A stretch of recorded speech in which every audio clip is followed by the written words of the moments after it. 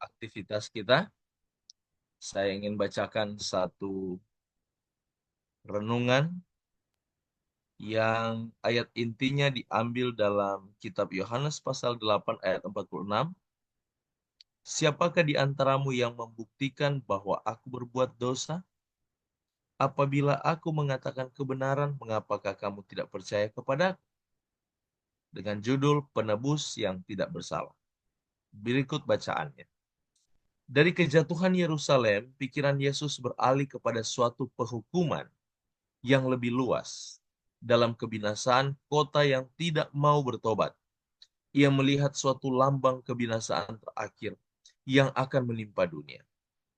Ia berkata, maka orang akan mulai berkata kepada gunung-gunung, runtuhlah menimpa kami, dan kepada bukit-bukit, timbunilah kami, sebab jikalau orang berbuat demikian dengan kayu hidup, apakah yang akan terjadi dengan kayu kering? Dengan kayu yang hidup, Yesus melambangkan dirinya sendiri, penebus yang tidak bersalah. Allah membiarkan kemarahannya terhadap pelanggaran menimpa anaknya yang kekasih. Yesus harus disalibkan karena dosa-dosa manusia. Kalau begitu, penderitaan apakah akan ditanggung oleh orang berdosa yang terus-menerus dalam dosa? Semua orang yang tidak bertobat dan tidak percaya akan mengalami kesusahan dan kesengsaraan yang tidak dapat diungkapkan dengan bahasa. Dari orang banyak yang mengikuti juru selamat ke Golgota, banyak orang menyertai dia dengan sorak hosana kegirangan dan dengan melambai-lambaikan pelepah kurma ketika ia memasuki Yerusalem. Dengan kemenangan, tapi bukan sedikit dari mereka yang pada waktu ia menyorakkan puji-pujian baginya. Karena sudah lazim berbuat demikian, sekarang menyaringkan seruan, salibkan dia, salibkan dia. Ketika Kristus mengendarai keledai masuk ke Yerusalem, harapan murid-murid telah memuncak. Mereka telah datang dekat-dekat di sekeliling guru mereka, karena merasa bahwa adalah suatu kehormatan besar berhubungan dengan dia. Sekarang dalam hal ia dihinakan. Mereka mengikuti dia dari jauh. Mereka dipenuhi kesedihan dan tunduk dengan harapan yang dikecewakan. Alangkah benarnya perkataan Yesus, malam ini kamu akan terguncang imanmu karena aku. Sebab ada tertulis, aku akan membunuh gembala dan kawanan domba itu akan tercerai-berai. Setelah tiba di tempat pelaksanaan hukuman mati, orang-orang tahanan itu diikatkan pada alat-alat penyiksa. Kedua pencuri bergumul di tangan orang-orang yang menaruh mereka di atas salib.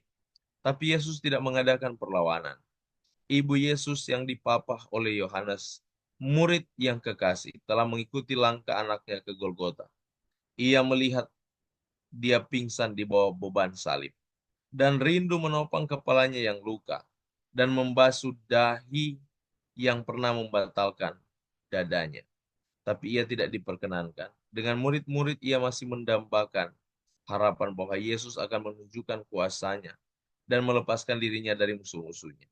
Sekali lagi hatinya hancur ketika ia teringat akan kata-kata yang dalamnya ia telah meramalkan peristiwa yang justru sedang terjadi pada saat itu. Satu perenungan bagaimana saya memperlakukan orang yang saya kasih ketika mereka menyakiti saya.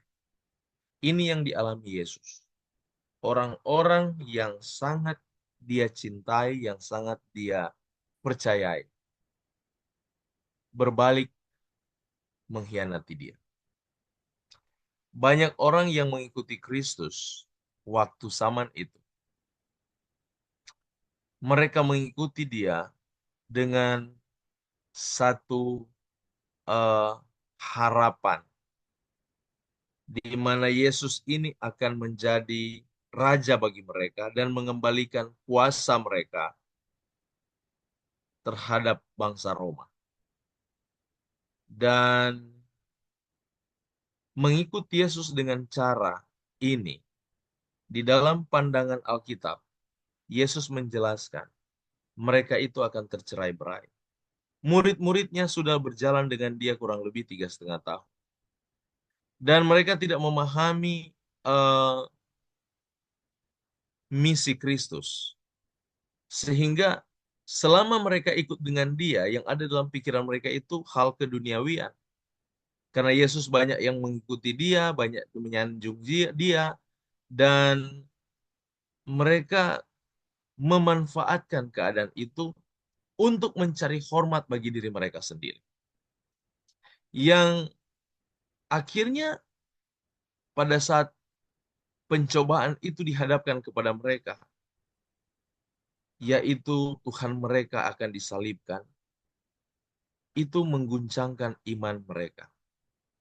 Ini satu satu pelajaran bagi kita sesuai dengan judul penebus yang tidak bersalah. Dia menghadapi cercaan, makian dari orang-orang banyak, dari orang-orang terdekat. Dan itu berjalan sepanjang zaman, bukan hanya sampai di saat Yesus ada pada saat itu di dunia ini. Tapi ini menjadi pelajaran bagi kita. Kalau kita mengikuti Yesus dengan harapan-harapan duniawi, saya jadi orang Kristen, pasti makmur, kita diberkati, dapat untung, karena Tuhan itu baik. Jadi seolah-olah kalau mengikuti Tuhan itu, imbalannya itu dunia ini. Kita mendapatkan kehormatan, kita mendapatkan pujian, semua datang dari dunia ini. Pengharapan yang sama yang dilakukan oleh para murid dahulu kala. Oleh orang-orang banyak yang mengikuti Yesus dengan berbondong-bondong. Tapi apa yang terjadi? Begitu pencobaan itu dihadapkan kepada mereka, mereka tergoncang. Demikian umat Tuhan, apabila kita mengikuti Tuhan dengan mengharapkan sesuatu yang akan diberikan oleh dunia, kita pun akan jatuh bersama-sama dengan mereka. Di dalam mengikuti Kristus, Kristus sudah katakan, kerajaanku bukan datang dari dunia ini. Jadi dengan ketelayan kita umat dipanggil untuk mengerti dan memahami. Kita mengikuti Yesus karena kerajaan kita bukan dari dunia ini. Kita mengikuti Yesus bukan ingin mendapatkan kehormatan, ingin mendapatkan sesuatu yang datang dari dunia ini. Kita mengikuti Yesus 100% untuk hidup bersama Dia nanti di masa kekekalan. Memandang wajahnya senantiasa. Jadi kita mengikuti Yesus bukan supaya kita diberkati di atas dunia ini. Proyek kita maju, pekerjaan kita berhasil. Semua itu Yesus katakan dicari oleh orang-orang yang tidak mengenal Allah. Kalau masalah pemeliharaan Tuhan bagimu di atas dunia ini, tidak perlu kita terlalu sibuk, tidak perlu kita terlalu memperbudak diri kita untuk mendapatkan uang. Kalau memang Tuhan izinkan lahir di dunia ini, Dialah yang akan mempersiapkan semuanya. Bekerjalah selama kita dapat bekerja, tapi jangan kita bekerja sampai kita lupa waktu-waktu yang sudah ditentukan untuk kita beristirahat, waktu-waktu yang sudah ditentukan untuk kita belajar firman, kita berdoa, waktu-waktu yang sudah kita ditentukan untuk membangun kerohanian kita waktu itu.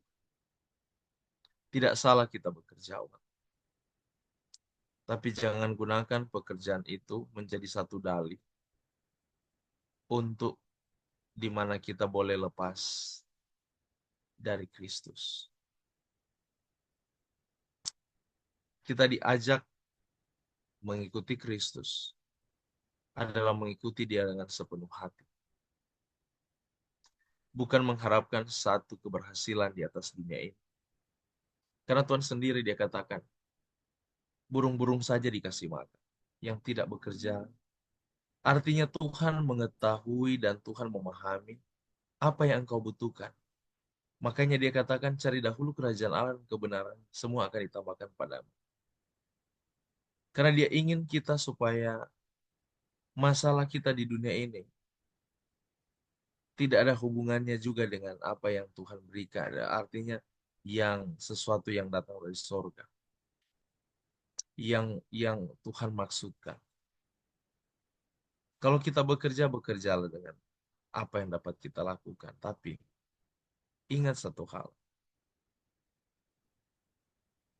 lebih daripada itu, gunakan banyak waktumu untuk berdoa dengan ucapan syukur, gunakan waktumu untuk merenungkan firman Tuhan, dan cari Tuhan selama Dia dapat. Dan kedua, di dalam mengikuti Kristus, bukan hadiah keduniawian yang akan kita peroleh, tapi hadiah kerohanian, di mana hati kita akan dibentuk, karakter berdosa itu akan kita tinggalkan, amarah, kedengkian, iri hati, cemburu, ketersinggungan, kecemaran, semua itu akan kita tinggalkan. Karena di sana kuasa mengikuti Kristus itu berada. Bukan kita mengikuti Kristus supaya kita senang dengan dunia ini. Karena dunia ini, Yohanes catat, adalah musuh Allah. Untuk itu serahkanlah hidupmu pada Tuhan hari ini. Izinkan Dia bekerja bagimu untuk keperluan engkau, bagi kemuliaan Kristus yang akan datang. Tuhan Yesus memberkati kita semua. Mari kita tunduk kepala dan kita berdoa. Maha besar Tuhan yang bertahta di sorga, terima kasih untuk pagi ini kami boleh belajar firman. Kami boleh berdoa bersama-sama, bersekutu, saling mendoakan satu dengan yang lain. Biarlah Tuhan Engkau boleh menerima persembahan kami pagi hari ini. Dan kawali hati pikiran kami menghadapi hari yang baru ini. Dalam pekerjaan dan aktivitas kami, mari Tuhan Engkau lindungi. Engkau buat berhasil apa yang dapat kami kerjakan dengan tangan kami. Sehingga nama Tuhan akan dimuliakan, ganti dipermalukan. Tuhan tolonglah kami, jagailah hati kami, pikiran kami, perkataan dan perbuatan kami, untuk boleh memantulkan citra Yesus yang sesungguhnya. Tolonglah kami yang berdosa ini Tuhan. Biarlah Engkau yang akan memimpin hati kami sampai pada masa kekekalan. Izinkan kami juga untuk boleh membenci dosa Tuhan. Dan memampukan kami Tuhan untuk tidak mencintai dunia ini. Dan segala hawa nafsu keinginannya. Biarlah pimpinan Tuhan menjadi bagian kami umat-Mu hari ini sampai selamanya. Kiranya damai sejahtera dan keselamatan Yesus Kristus akan menyertai umat ini hari ini sampai Maranatha. Dalam nama Yesus kami sudah berdoa. Amin.